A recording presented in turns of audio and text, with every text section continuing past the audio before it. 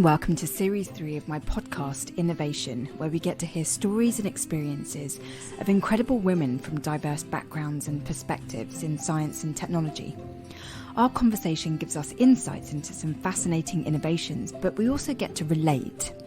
Here on Innervation, I give women a platform to be heard and seen, because this exact conversation is in video format on YouTube, and honestly, every episode is inspiring and uplifting in some way, because we hear about what they've learned along their life's journeys, both personally and professionally. This week, I talked to industrial design engineer, assistant professor Elise de Koenig. I'm Elise de Koenig. I'm an associate professor in mechanical engineering at Bath, but I'm trained industrial designer. So I've got a design background, and that's what I'm bringing to that department. I've been there since 2004. Industrial design, how's that? Because I guess it is a branch of mechanical engineering. Yeah, so I studied industrial design, which was a BSc. So it was fairly technical. But very light compared to where I'm teaching now, the technical content, and a bit. I suppose if you wanted to know a bit about my background, I think if I look back on how I ended up there, I was really interested in fashion as a typical teenager, and I had a lot of craftspeople in my family, so I made all my own clothes when I was about 6 till 16 kind of thing. From a really young age I was making things, and then but my parents are both physicists. They both studied physics, and they met at UCL in London, and so I think I could naturally do maths and physics, and I was getting good grades in those. And I was always interested in how the world worked, but I was a typical kind of teenager wanting to go into fashion. And I got studying product design at Brunel was a kind of compromise. It was a kind of a thing that, that was going to be somewhere between studying fashion and something a bit more hardcore. And it's interesting because a few years ago, I found in the loft one of those tests that you can do that profile you as a person. And at the back, it gives you all these careers advice, and it was literally like 8 pages of different kinds of engineering. And then there was product design and garden design and architecture and a few other things. But I just literally, as a teenager, I ignored the first 9 pages of engineering, basically, because I didn't think I wanted to do engineering. And now I've come full circle. I've been working in an mechanical engineering department for 18 years.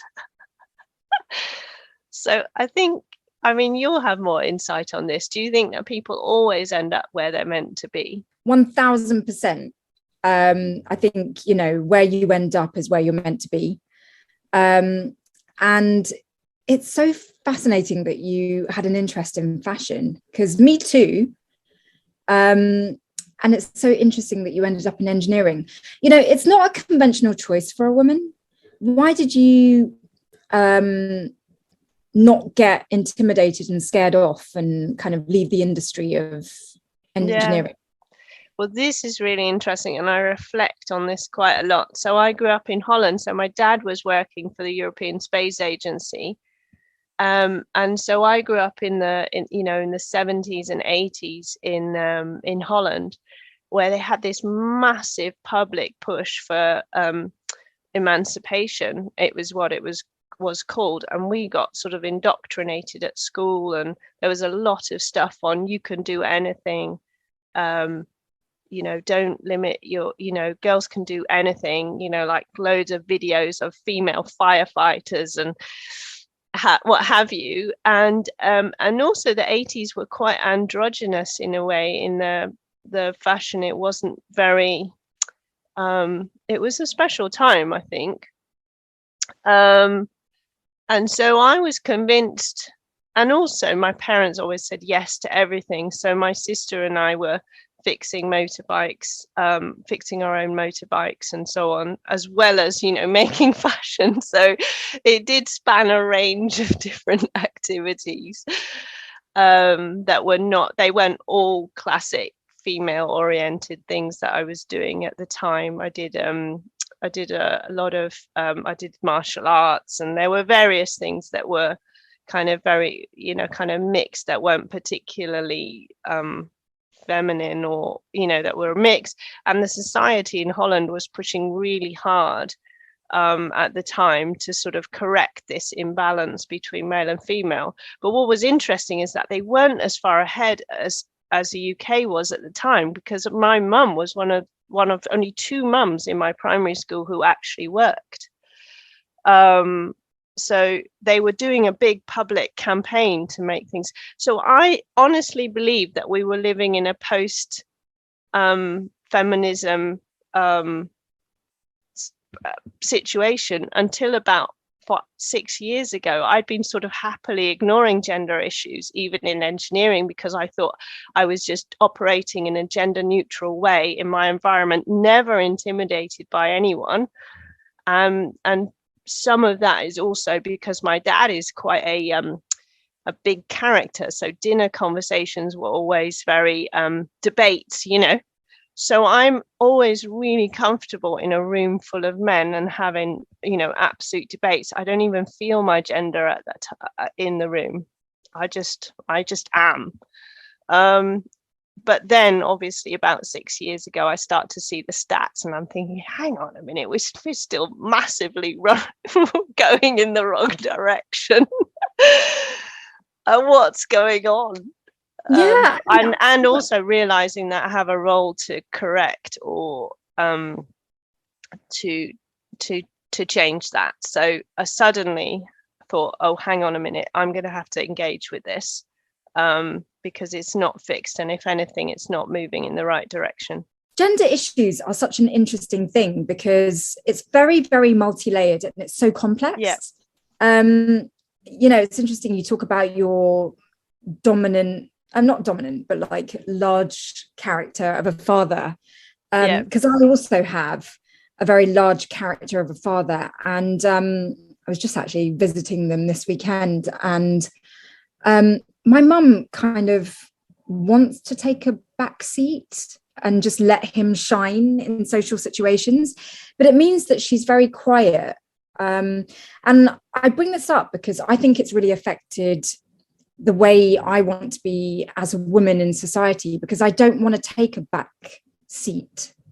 And certainly as an engineer, I've done so much that I have a lot to say. Yeah. And I do find it very confusing looking at my parents and just going, why is my mum so subordinate compared to my dad when I know she's got a lot to give? Have you ever looked at your parents? If my mum was also a working mum. But have you ever looked at your parents and just gone, where do I fit? Yeah, it's like, or more like the question for me is more like how have they influenced where I've ended up? And what was really interesting is that my mum, so my mum played a sort of supporting role for the whole family.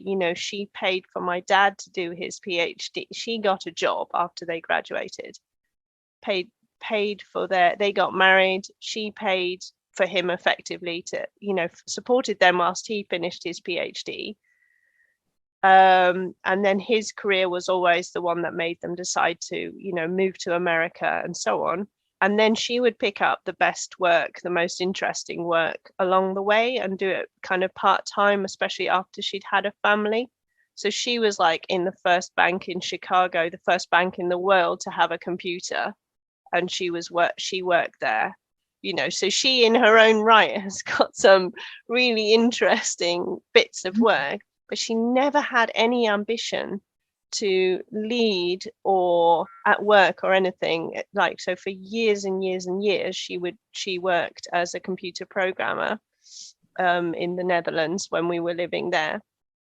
And she had no ambitions to climb any kind of career ladder, and worked very much part-time. Used to come home, and because in Holland schools had lunch breaks, and she would come home, she would drive to work, do a couple of hours, drive home, give us lunch, drive back, do a couple of hours, so she was very much her priorities were not on her career. But actually, when I became a mum, suddenly I was like, well, this is a really important part of your life as a job, is to do a good job as a parent, and making time for that is also really. So I have much more empathy to the decisions she made along the way. But so it used to frustrate me in a similar way to you, that I used to ask myself the question, why doesn't she want something better for her career? Because my dad was having this amazing career in the space agency. I mean, he got to the last 4 of being selected to be an astronaut. I mean, it was just nuts. And then in contrast, she was, working as a computer programmer, going, not with, I mean, I don't want to be cruel because I've got respect for all the things that she's did as well, but different decisions and different roles in the family. So, but it's really taken me a long time to reflect on it. It's really interesting hearing what your mum did, because I talked to many women on this series, and different women approach being a woman in many, many different ways. I remember having a conversation with a Russian lady who said she firmly believes that women should get children out of the way early, have children early, and then when they're grown up and they are autonomous, then you can get your life back. And she did a PhD in artificial intelligence really late in her career, sort of like late 40s. And her career completely took off, and she's like flying high in her own right. And then there are other women that leave it till late, and sometimes never do the family thing because it's been left too late. And so what's fascinating about your mother's story, and I can start to see how it influenced you, is that your mum was really essential for ensuring that your dad had an amazing career. And by playing that essential role, she got to have the children and do all that. So she probably didn't get all the cash and prizes for the way she was handling it. But what a new age way of doing things. I mean, she got to have it all, apart from the accolades.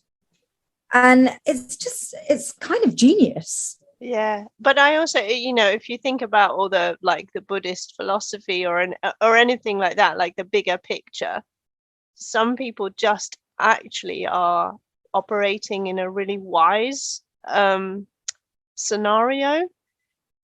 They're not driven by cash and accolades. I can't picture my mum ever being driven by that kind of recognition. It's very it's that would have to be one I still need to ask her, is like, I can't really put my finger on that, but I think all of us are like, there's self-actualization, isn't there? Am I using the right term? And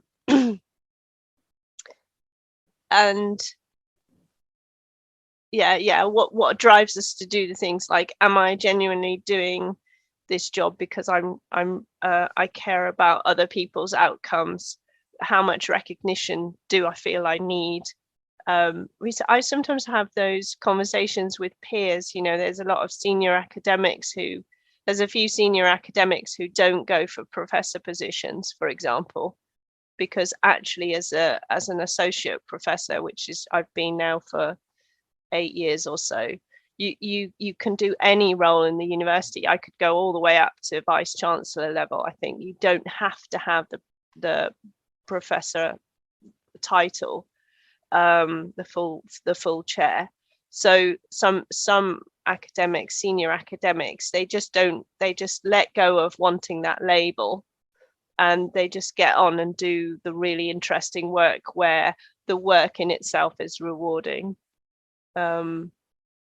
So, clearly you've been surrounded by some pretty impressive people, but I want to know more about you. I mean, you're a mother, you're an associate professor. I mean, how has it been juggling all of that?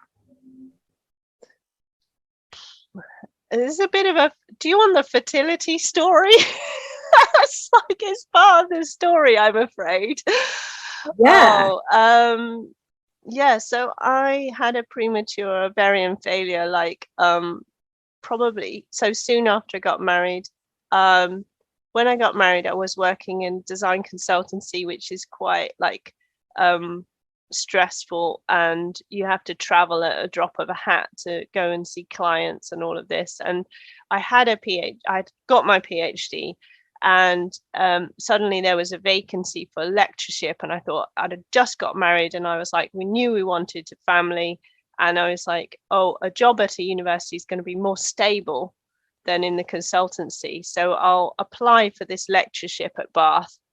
I applied for one at UE as well, which is in Bristol. And anyway, so I applied for a couple of lectureships, and so then we bought got married, we had a house, I had a stable job, I had all of this, and I was like, okay, we can start a family, planned, and then discovered after 2 years or so, or a year and a half, had some tests and stuff, and discovered that I'd had complete ovarian failure, probably 4 years earlier or something like that, probably an autoimmune disease. So I had absolutely no eggs and no way of having having a family without fertility treatment and a donor and all of that sort of thing. And but then 6 months later, or less than that, we were offered donated embryos, and unbelievably lucky, to straight away succeed with that first attempt. And so I had already spent 2 years thinking I would never be a mum at that point. And so getting pregnant just meant was just completely more important than anything career thing, because I'd gone through this kind of grieving process of thinking I would never be a mum, or never have the experience of being pregnant and all of that. So then I was the very, very exceptional academic at Bath who actually took masses of maternity leave. I went back to work half time, which was unheard of. I handed over all my PhD students, all my papers. I handed them all over, didn't continue them. And people would ask, other academics who were pregnant would ask me, oh, how are you doing that? And I was like, well, I just don't care. I don't care about losing this job. It doesn't matter as much as this. And that was really rare. Really, really rare in academia. And I think it was because I'd already grieved. I just felt like it was such a bonus to have the experience of being a mum and having the full experience of carrying a pregnancy, and and being able to do all of it was just a complete joy. So it just took number one priority. Because I don't have children, and I basically always put my education and my career first, and as a result, time just ran away with things. And I then sort of because I think it's just my personal belief, but I think in order to have a family, you really need to meet the right person. And I didn't meet anyone during my sort of childbearing, really fertile years that I wanted to have children with. And, you know, I'm in a very happy relationship now, but it's kind of too late. You know, it's a joint decision and it's kind of too late to have children. And I think it's such a difficult time in a woman's life, when you're kind of saying goodbye to this idea of being a mum. And one of the things that's really helped is talking to mothers and them telling me that having children is amazing and they love their kids more than anything that they've ever known to love. But it is not the be it and end all. Now, talking to a woman that's done both, you know, got this really interesting career that you sound like you have thrown yourself into, but also being a mother, like, what is the reality? Oh, it was really bad for a few years. In what sense? Well, we had a head of department at the time, and we, as academics, we're on probation for 3 years, and I was pregnant during that time, and then I came back half time, and I failed my probation, or they had to extend it because I hadn't reached my targets.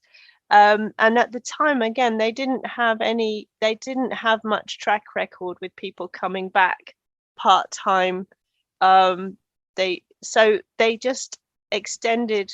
I came back half-time, 50%, and they set the same targets but extended me. Instead of extending my probation for 1 year, they extended it for 2 years. So that was like a 5-year probationary period that I was on, and all the time you feel like you're being judged, and you know, and all the metrics, and that's pretty awful. And actually, if you're part-time and you're working 50%, you've got just enough time to check your email and deliver your teaching, so you don't have big chunks of time to write grant proposals and do all the things that they were actually measuring us on, you know, big things like doing big research projects and bringing in funding for research, and writing you know, journal papers and things. Whereas now the university changed their policy quite a lot. So instead of extending someone like me for a longer period with the same KPIs, they now realize they have to adjust put your performance indicators proportional to the proportion of work that you're on. But at the time, they were just making it up because they hadn't really come across cases like me very much before. And I had a head of department who was misogynistic at the time, but that person didn't last very long. And that was all because you wanted to really devote your time to being a mum, given everything you had gone through. Yeah, I went to like toddler groups and things, and all of my colleagues who I've watched have babies in the last 18 years have completely missed all that out. They breastfeed whilst writing a journal paper. You know, and they never let go of their PhD students. They didn't really hand them over, so they're like constantly during maternity leave, they're like reading chapters of people's PhDs. And no, I don't really see any other people who've let go like I did. And do you have any regrets of the way you threw yourself into motherhood? I don't have any regrets, because although I was on probation for 5 years, and it felt hairy at the time because they can potentially let you go at any stage saying, no, you're not good enough, sorry. 5 years later, I made senior lecturer, so, which is associate prof, you know, which is the position I'm in now. So actually, I did really well. Did really well, but I'm still in the middle of parenting. I've got like a 15-year-old, and I'm actually going through some hairy stuff, you know, like there's still so many stages to go through, until he's completely an adult. So yeah, it's still really exciting and a bit terrifying. Yeah, I mean, I'm never gonna know what that's like. And I kind of really hang on to the words of mothers, in knowing, because I, you asked me before, like, about destiny. And looking back, I made all the decisions I made because I didn't know any better. And, I just find that the whole motherhood topic is such a really big deal when it comes to women in STEM and probably women in careers. But, I'm from a STEM world. And so I'm really fascinated to know how women do it, because I think I was in a generation of women that were trying to figure it out. Like today, you get young 20-year-olds who are already freezing their eggs. Whereas I was in a generation where the technology for freezing your eggs was kind of being developed. And so I never thought to do it in my 20s. And so the technology is there. I wouldn't now do it in my 40s, Yeah. So I don't know. I kind of want to shed light so that anyone watching this episode can make better decisions for themselves based on what we've both been through. I mean, we're different in the sense, okay, our similarity is that we went into engineering, right? But we're different because you wanted to tick all of these boxes, whereas I was like, I can't possibly tick the motherhood box because I'm too focused on like trying to figure out my career stuff. So well done you for juggling that as well, because I couldn't fathom it. Yeah. Well, there were a few really big influences. Like when I joined Bath, I had a senior colleague who's the head of design, who I fell under in mechanical engineering, who was unbelievably family oriented. And I remember being absolutely shocked because I came in from the design consultancy where everyone was like hip. It was all like hip and trendy and like fast moving and prestigious, and little bit glitzy and stuff. And I came in and we would be having meetings, and this is with a professor of design, head of design at mechanical engineering in Bath, quite an important role. And whenever his wife phoned, he would just always pick up the phone and be like, "Oh, hello, love." It's just like stuck. And I remember the first time it happened, I was in complete shock because the whole meeting was being interrupted by his family life and the love for his family. And he would always ask me about, like, the first thing would be a conversation about family and home life. So he definitely flipped things on its head in terms of, career and professionalism and all of that. I was like, family first. So that was quite an influence. And then what I do now is, because I look after a lot of people, I'm head of design myself now, is I talk about pace a lot. And I'm really lucky in academia because it's a really long, slow career. And we've all got caught up in the speed at which the world is working. So I've got a lot of young colleagues who are applying for professor now, and they see it as every 5 years they want to make a big promotion. And actually what used to be is like you used to get the professor role was a kind of end of your career, like this is your global standing. So it was like there's only 3 steps, there's only 3 promotions there's only 2 promotions almost in academia.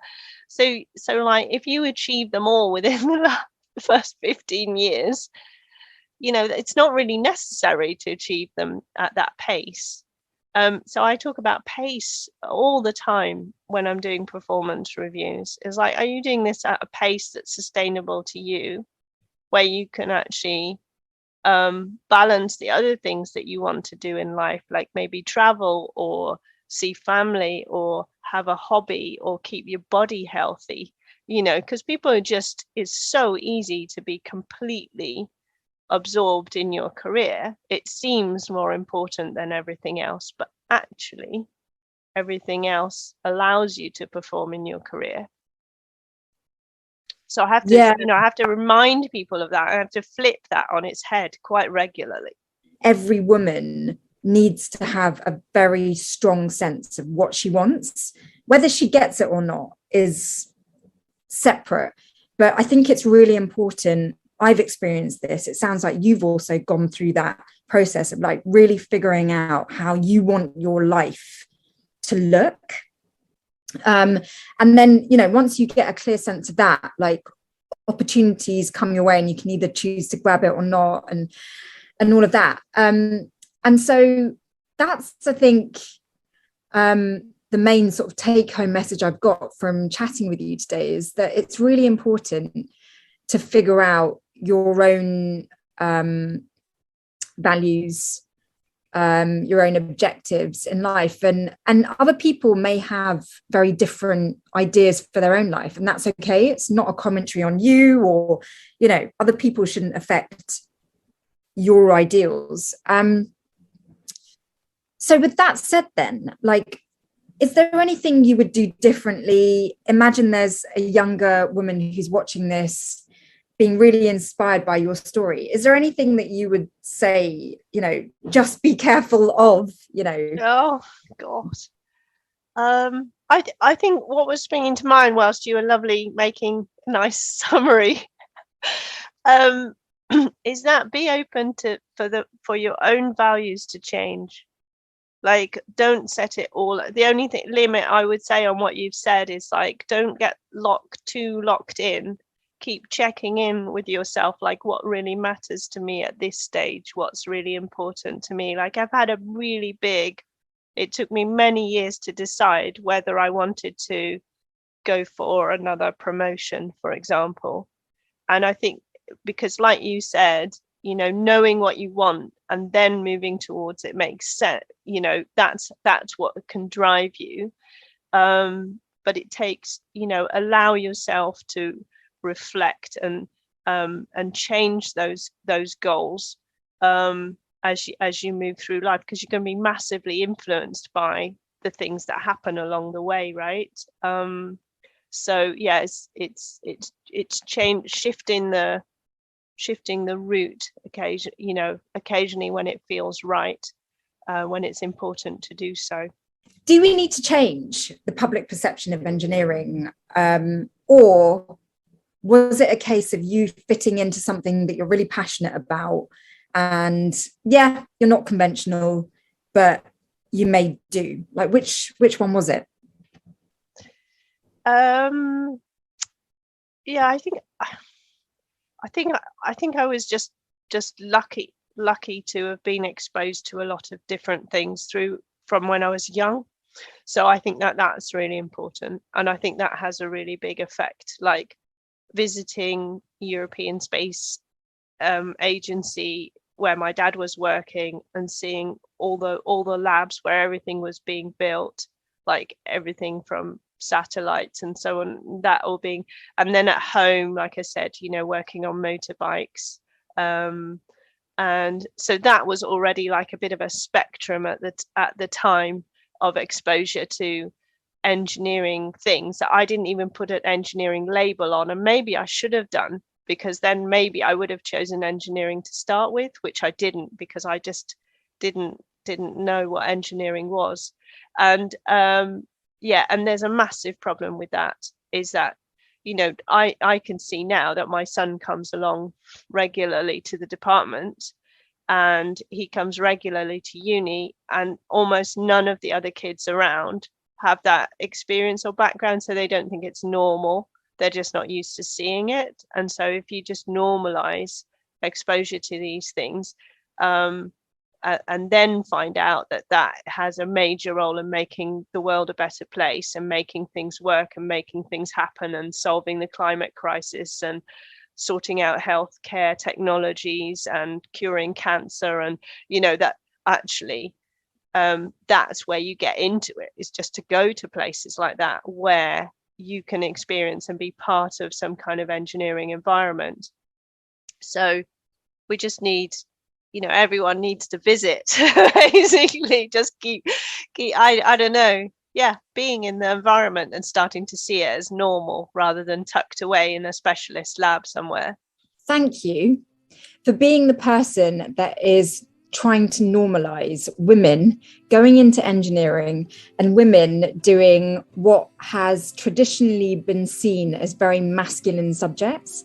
And thank you for doing it with a grace and a warmth and a empathetic approach to engineering, because I really feel that is what is lacking in engineering, and it's women like you that are really changing the face of engineering in a direction that we have so desperately needed for so many decades. Elise, thank you so much for being such an inspirational role model in engineering, who has really shown that it is possible to have it all. It's not easy, but it is possible. And what is required to have it all is a real sense of knowing what you want. So thank you. Yeah, thank you so much for interviewing me. I wanted to ask 1,000 questions about you and find out more about you, so it's kind of frustrating from my side. Thanks for listening, and please do subscribe to this podcast and maybe even rate and review it if you can. The more ratings and reviews, then the more interest from those trusty algorithms, which could help to increase the reach of this show. And you can watch the video recording of this conversation on YouTube on my new series called Esteemed. It's all about self-discovery, self-evolution, and inclusivity on innovation. Let's all strive to be in the best versions of ourselves and celebrate others being themselves too. As always, be kind and loving, and I wish you all a great week.